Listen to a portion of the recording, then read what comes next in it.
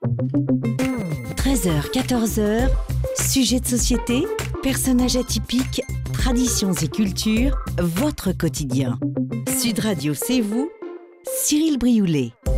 Bonjour, bienvenue dans Sud Radio, c'est vous. Voici le sommaire.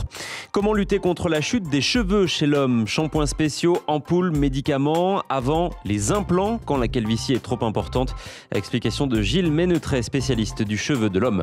Un front dégarni, une chevelure qui disparaît peu à peu au sommet du crâne, des cheveux clairsemés, la chute des cheveux est bien souvent une angoisse pour nous les hommes. 66% des hommes seraient touchés par la chute des cheveux, 38% deviendraient chauves, d'après un récent sondage.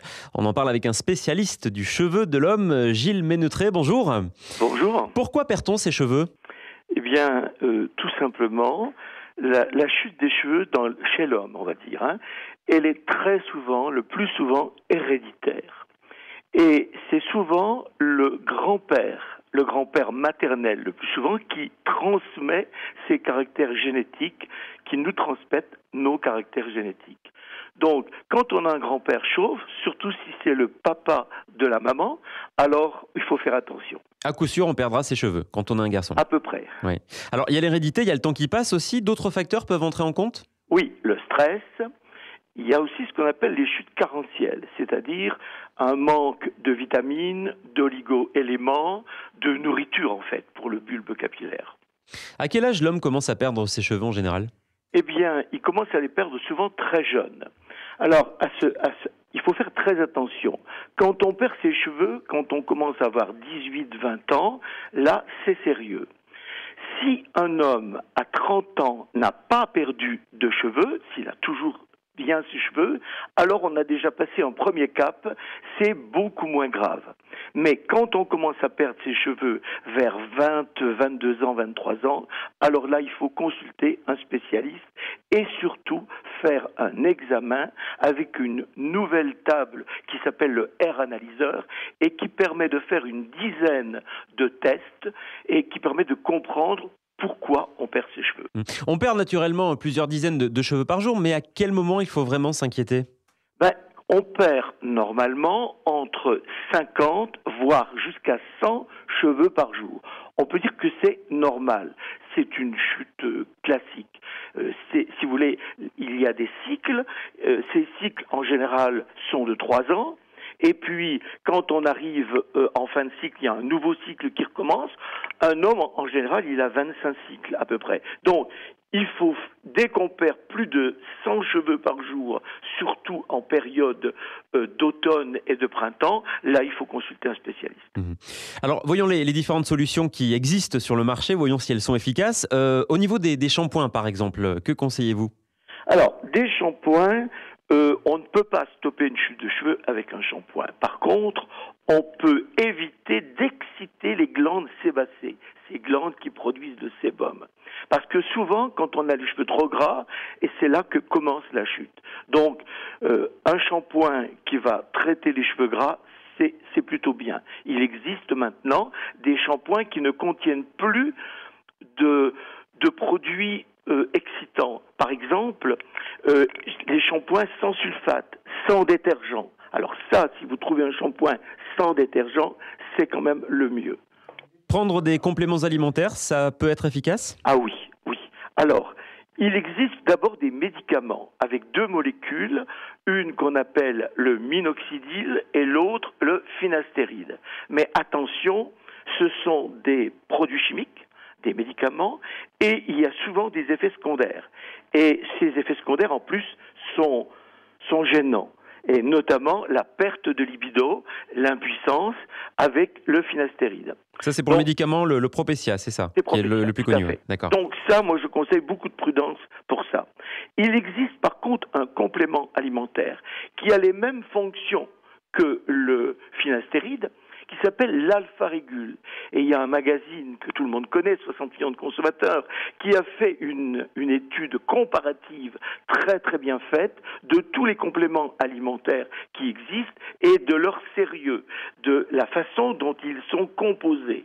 Et il y en a un qui est arrivé en tête, qui s'appelle Alpha Régule, qui lui donne toute garantie, qui semble, je dis bien qui semble, être le meilleur complément alimentaire anti-chute du moment. Sans effet secondaire. Il n'y a pas du tout d'effet secondaire sur la libido.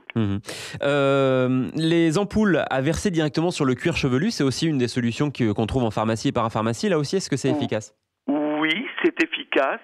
Mais encore une fois, avant d'entreprendre un traitement, il faut déjà savoir pourquoi on perd ses cheveux. Et c'est pour ça que je conseille, avant n'importe quoi, un examen avec un appareil spécial qui s'appelle le Hair Analyzer. Un certain nombre de spécialistes en France en sont équipés. Et là, on prendra le traitement qui vous conviendra personnellement. Alors, autre solution quand la perte de cheveux devient plus importante, c'est la greffe avec plusieurs techniques qui existent. Expliquez-nous ces techniques, ces solutions. Oui, il existe 2 techniques. La première, c'est la FUT. La FUT, le médecin, c'est-à-dire que c'est un chirurgien plasticien, il prélève dans la nuque une bandelette de cuir chevelu de 1,5 cm de hauteur sur 20 à 25 cm de largeur. Cette bandelette est remise à des techniciennes équipées de microscopes et qui découpent cette bandelette en unités folliculaires, c'est-à-dire en greffons de 1, 2 ou 3 cheveux. Ensuite, ces cheveux sont réimplantés sur la zone à garnir et les résultats sont bons. Mais, petit problème, il reste une fine cicatrice dans la nuque. Donc, cette technique est en train de se perdre petit à petit parce qu'elle est supplantée par une nouvelle technique qu'on appelle la FUE régule. Alors, la FUE régule, c'est une technique où le praticien prélève les greffons un par un à l'aide d'un micro-punch entre 0,7 et 0,9 mm, c'est-à-dire microscopique, très fin. Il prélève les greffons un par un et ensuite ces greffons sont réimplantés sur la zone à couvrir. Alors ça, c'est fabuleux au niveau du résultat. C'est ce qu'on appelle la greffe sans cicatrice. Et vous savez, les jeunes, aujourd'hui, ils ont des idoles. Leurs idoles, c'est les joueurs de foot, c'est les joueurs de rugby, c'est les Jeux Olympiques, c'est tous les athlètes. Et tous ces athlètes ont tous une particularité, ils ont les cheveux ultra courts.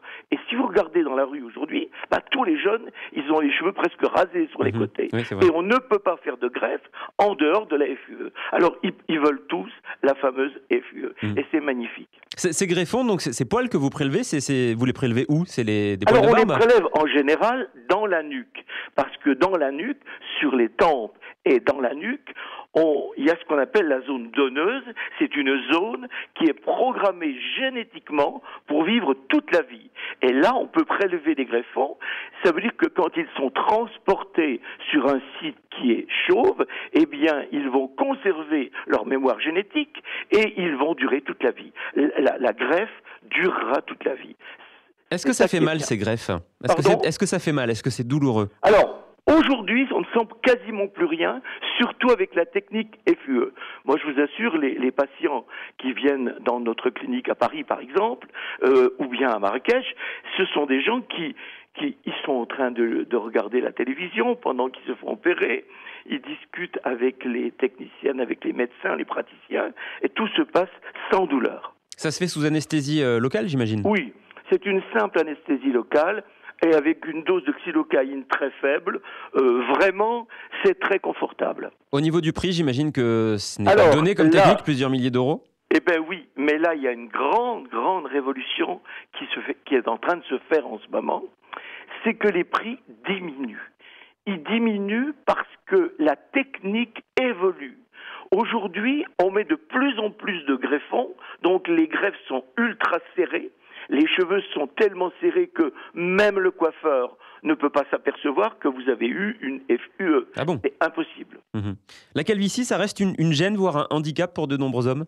Ah oui, alors là, je peux vous dire, juste avant de vous avoir au téléphone, j'étais avec un patient qui vient d'Algérie, puisque je suis à Marrakech en ce moment, et et c'est un étudiant en médecine, il avait toute une partie sur le côté qui était tombée, à la suite d'une brûlure, il en est malade. Il fait du camouflage avec du gel et tout, c'est très important pour un jeune d'avoir toutes ses dents, et puis d'avoir tous ses cheveux.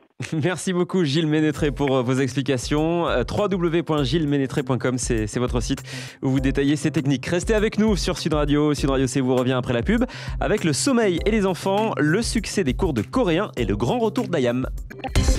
13h, 14h, Sud Radio, c'est vous.